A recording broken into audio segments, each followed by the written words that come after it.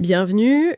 Aujourd'hui, on se penche sur une figure politique majeure qui nous a quittés, José Pepe Mujica. Son décès, c'est arrivé aujourd'hui même, le 13 mai 2025.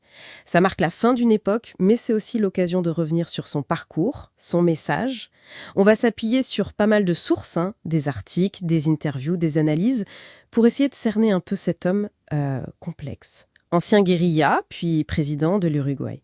Notre but, c'est d'aller un peu au-delà du cliché, vous voyez, du président le plus pauvre du monde. On veut comprendre son cheminement, ses idées sur la vie, la société, et puis l'impact qu'il a eu. Alors commençons peut-être par les circonstances de sa disparition. Donc la nouvelle est tombée ce matin, Pepe Mujica est décédé à 89 ans. Il se battait depuis avril 2024 contre un cancer de l'œsophage. Oui, et malheureusement, ça s'était généralisé. Des métastases au foie avaient été découvertes en janvier dernier. Et face à ça, vu son âge, et puis d'autres problèmes de santé qu'il traînait, il a fait un choix assez personnel. Lequel ? Il a décidé de refuser les traitements lourds, genre chimio ou chirurgie. Il pensait, d'après ses proches en tout cas, que son corps ne tiendrait pas le coup. Il a opté pour les soins palliatifs. Et il y a une de ses dernières phrases qui a été rapportée par la presse là-bas qui résonnait fort maintenant. Le guerrier a droit au repos. Un repos bien mérité, on peut dire, après une vie aussi intense. Et malgré la maladie, il était resté quand même actif politiquement, non ? Oui, jusqu'à assez récemment. Il soutenait activement la campagne de Yamandu Orsi. Son successeur désigné, l'actuel président uruguayen ? Exactement, son dauphin politique. Par contre, ce qui a été très remarqué, c'est son absence aux élections régionales du 11 mai. Ah oui. Bah oui, apparemment, c'était la première fois depuis 85, depuis le retour de la démocratie, qu'il ne participait pas à un scrutin, c'est dire. Et dans ces tout derniers moments, il a juste demandé qu'on le laisse tranquille, quoi. Pas d'agitation médiatique. Simple jusqu'au bout. Tout à fait. Il avait même tout prévu pour ses obsèques. Très simple aussi. Être enterré dans le jardin de sa ferme, sa chacara. Sa fameuse petite ferme. C'est ça. Sous un arbre qu'il avait planté lui-même, et il voulait que les cendres de sa chienne Manuela soient à côté de lui. Manuela, la chienne à 3 pattes. Incroyable. Une fin vraiment à son image, connectée à la terre. Voilà. Alors, pour bien comprendre cet homme, il faut vraiment revoir sur son parcours. C'est peu commun. Né le 20 mai 1935 à Montevideo, famille modeste des agriculteurs, il perd son père assez jeune. Oui. Et après ça, il a bossé comme fleuriste avec sa mère. Rien ne le destinait, a priori, à la politique, encore moins à la lutte armée. Et pourtant, il s'engage assez tôt. D'abord dans les mouvements de jeunesse du Parti national, qui est plutôt un parti de droite traditionnellement. Et puis dans les années 60, c'est le virage à 180 degrés. Il rejoint les Tupamaros, le mouvement de libération nationale. une guérilla urbaine d'extrême gauche. Exactement. Qui luttait contre les inégalités, puis carrément contre la dictature militaire qui s'est installée en 73. Et cette période de guérilla, elle lui a coûté cher personnellement. Ah oui, énormément. Les sources parlent de blessures par balles multiples. 6 fois, rien que pendant une arrestation en 72. 6 fois. Arrêté 4 fois en tout. Et il a passé, en cumulé, près de 15 ans en prison. 15 ans, c'est ouf. C'est une vie. Et dans des conditions souvent atroces. On parle d'isolement total pendant de longues périodes, parfois détenu au fond d'un puits, attaché avec du fil de fer, des trucs terribles. Il a même réussi à s'évader une fois, non ? Oui, il y a eu une évasion assez spectaculaire d'une prison, mais il a été repris ensuite. Il n'est sorti définitivement qu'en 1985, avec la loi d'amnistie après la chute de la dictature. Et c'est là que ça devient fascinant. Il disait que cette période en prison, cet isolement, ça l'avait transformé. Absolument. C'est ce que beaucoup de sources soulignent. Il expliquait que c'est là, privé de tout, qu'il avait appris à relativiser l'importance des choses matérielles, et surtout à ne pas se laisser bouffer par la haine, par le ressentiment ou le fanatisme. C'est sans doute ça qui explique en partie l'homme politique plus apaisé qu'il est devenu après. Un changement radical donc. Oui. Après sa libération, il abandonne la lutte armée. Il cofonde le mouvement de participation populaire, le MPP. Qui rejoint ensuite la coalition de gauche, le Frente Amplio. C'est ça. Et là, sa carrière politique classique commence. Député en 94, sénateur en 99, puis ministre de l'Agriculture sous Tabaré Vázquez. Avant l'apogée, l'élection présidentielle. Il est élu pour un mandat de 2010 à 2015. Exactement. Et cette présidence, elle a vraiment mis l'Uruguay sous les projecteurs internationaux. Surtout avec des réformes sociétales assez audacieuses. Ah oui? On pense évidemment à la légalisation du mariage pour les couples de même sexe. Oui, une des premières en Amérique latine. Ça a fait beaucoup parler à l'époque. Il y a eu aussi la décriminalisation de l'avortement, sous condition. Tout à fait. Et puis, la mesure dont on a le plus parlé, je crois, la légalisation du cannabis, mais régulée par l'État. Oui, et sur ce point, sa logique était très claire et il a souvent expliqué. Le but, c'était pas du tout d'inciter les gens à fumer, hein. Non, c'était quoi alors? C'était de reprendre le contrôle sur le trafic de drogue. Il considérait que l'interdiction totale, la prohibition, ça marchait pas. Pire, ça livrait tout le marché aux narcos et ça générait de la violence. Donc une approche pragmatique, en fait. Carrément pragmatique. Traiter ça comme un problème de santé publique, de sécurité, plutôt que juste par la répression. Mais au-delà de ces lois, ce qui a sans doute le plus marqué l'opinion mondiale, c'est son style de vie. Ah oui, ça. Ce fameux surnom, le président le plus pauvre du monde. Il a refusé d'habiter le palais présidentiel. C'est ça. Il est resté dans sa petite ferme un peu délabrée, là, sa tchakara, en banlieue de Montevideo, avec sa femme Lucia Topolansky. Qui était, elle aussi, une ancienne guérilla et une figure politique importante. Exactement.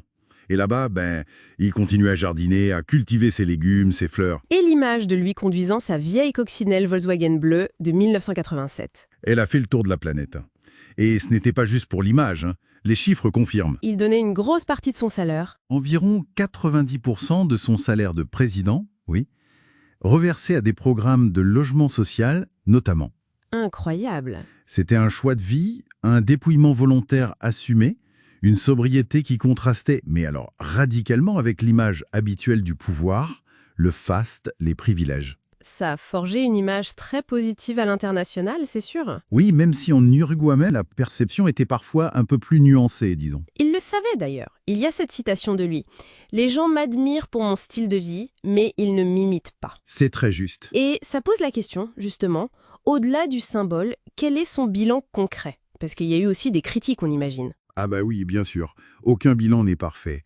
L'opposition de l'époque, et même certains analystes aujourd'hui, pointent du doigt des résultats mitigés dans l'éducation, par exemple, ou une hausse des dépenses publiques, des problèmes d'insécurité qui persistaient. D'accord. Lui-même, d'ailleurs, il regrettait de ne pas avoir réussi à faire baisser la pauvreté autant qu'il aurait voulu pendant son mandat.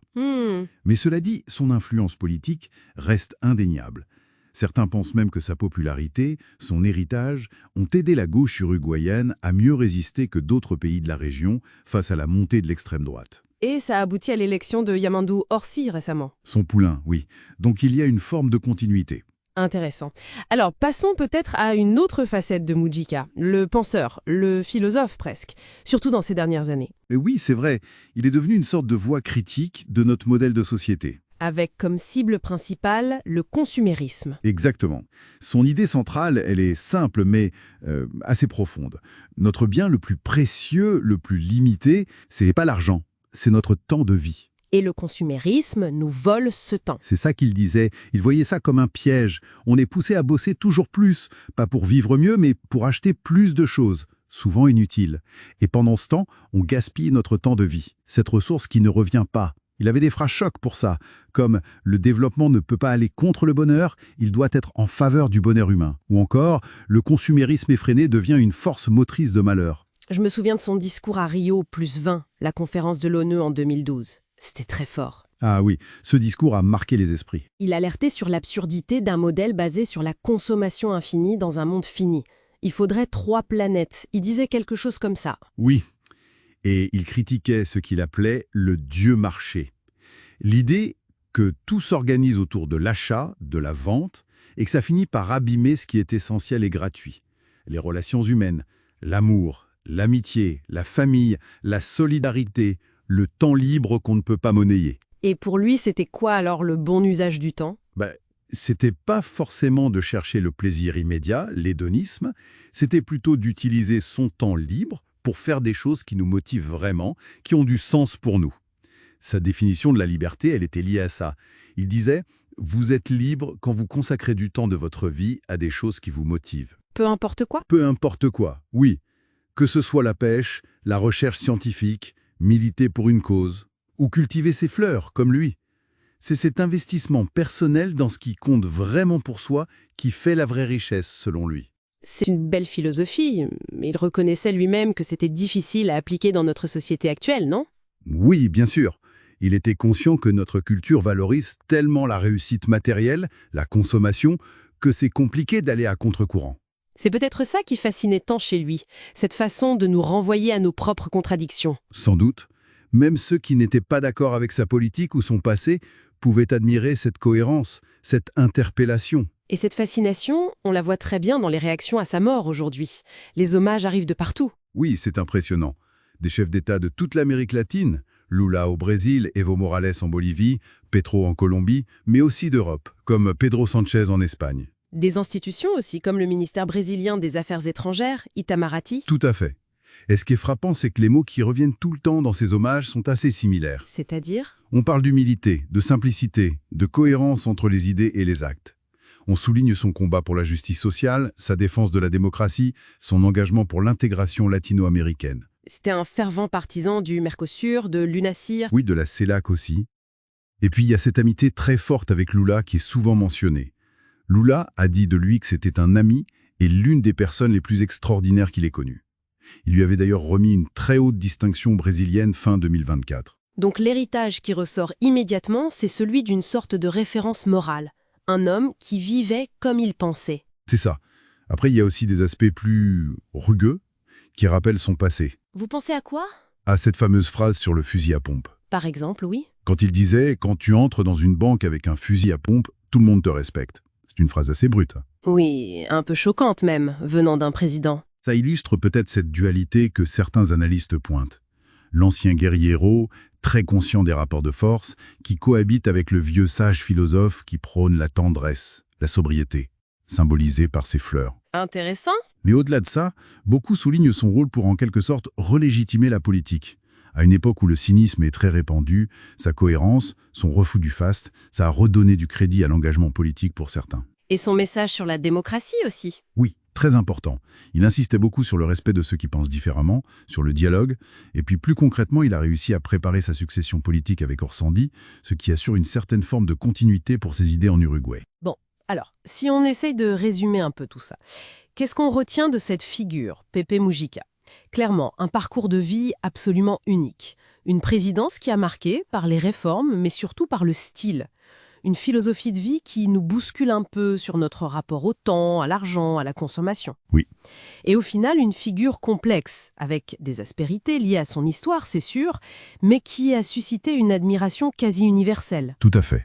Et son exemple nous laisse peut-être avec une question essentielle, qui reste très pertinente aujourd'hui. Laquelle ? Comment on fait pour concilier l'engagement politique, qui est nécessaire dans notre monde complexe, avec ses compromis, ses jeux de pouvoir, et cet appel de Mujica à une vie plus simple, plus sobre, plus centrée sur l'humain, sur le temps long, plutôt que sur l'accumulation et l'immédiateté. C'est une sacrée question, en effet. C'est peut-être ça la réflexion la plus précieuse qu'il nous laisse en héritage. Merci d'avoir partagé cette exploration avec nous.